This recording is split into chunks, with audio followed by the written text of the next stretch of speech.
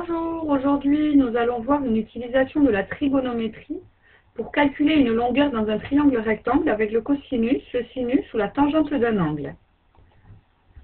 Donc avec un exemple où nous allons calculer la longueur de l'hypoténuse d'un triangle. Donc ici voici notre triangle, il s'appelle ABC, il est rectangle en A et AB égale 5 cm, ABC, l'angle, est égal à 35 degrés. Ici, vous voyez, j'ai codé la figure, donc je marque bien l'angle droit pour bien me repérer. Le côté AB qui mesure 5 cm et l'angle ABC, je le marque ainsi avec sa mesure 35 degrés juste à côté. Donc, pour information, nous allons, pour pouvoir nous permettre de calculer la longueur BC, il nous faut d'abord bien repérer le côté que nous cherchons, donc ici le côté BC, et aussi repérer les côtés par rapport à l'angle connu, qui est donc l'angle ABC. Donc le premier côté que je repère, c'est l'hypoténuse. Donc ici, je vais la repasser en rouge, c'est bien BC. Donc c'est bien cette longueur que je dois calculer, que je cherche dans mon exemple.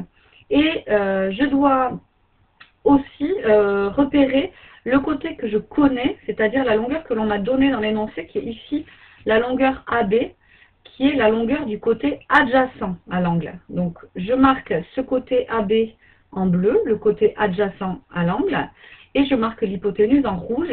Comme ça, je sais que j'ai affaire à un triangle dans lequel le côté adjacent est connu et l'hypoténuse est à calculer. J'ai bien repéré aussi l'angle aigu qui va me permettre de calculer cette longueur.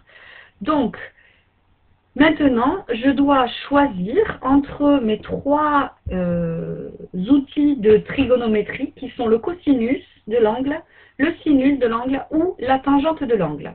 Ici, puisque je suis en présence d'un côté adjacent connu et de l'hypoténuse que je dois chercher, la seule formule qui met en jeu le côté adjacent et l'hypoténuse, c'est la formule du cosinus.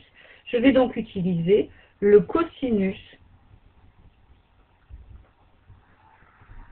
de un angle ABC, qui est mon angle connu. Attention à toujours bien le repérer. Donc, je sais que je dois utiliser maintenant le cosinus de l'angle. Je peux écrire la formule pour ne pas faire d'erreur. Le cosinus de l'angle ABC est égal à son côté adjacent divisé par l'hypoténuse. C'est-à-dire ici, la formule adaptée à ma figure, le côté AB, côté adjacent, divisé par l'hypoténuse, le côté BC. AB divisé par BC.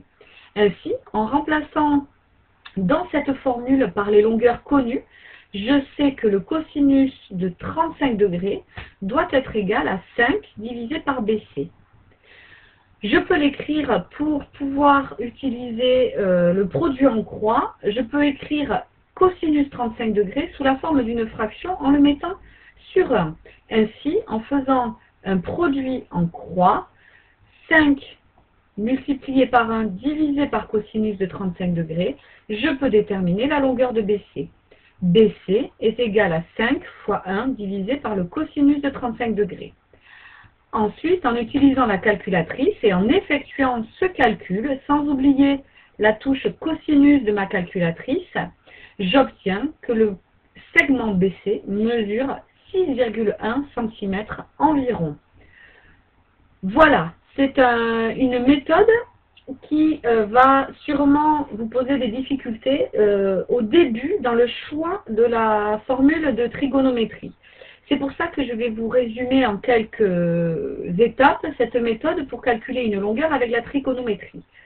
La première chose à faire, c'est de bien vérifier que le triangle est rectangle, puis de marquer, excusez-moi, l'angle connu, pour pouvoir se repérer dans les côtés de l'angle. Bien repérer l'hypoténuse, le côté adjacent et le côté opposé à l'angle connu.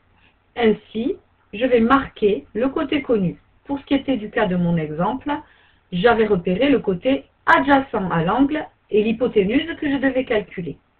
Ensuite, c'est là le moment le plus difficile, c'est d'utiliser soit le cosinus, soit le sinus, soit la tangente de l'angle, en fonction de ce que vous cherchez et de ce que vous connaissez.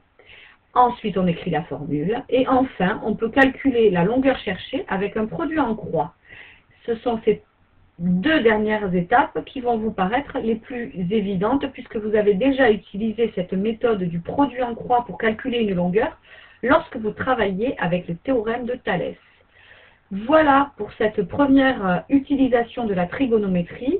Merci de répondre au questionnaire laissé à la suite de cette vidéo.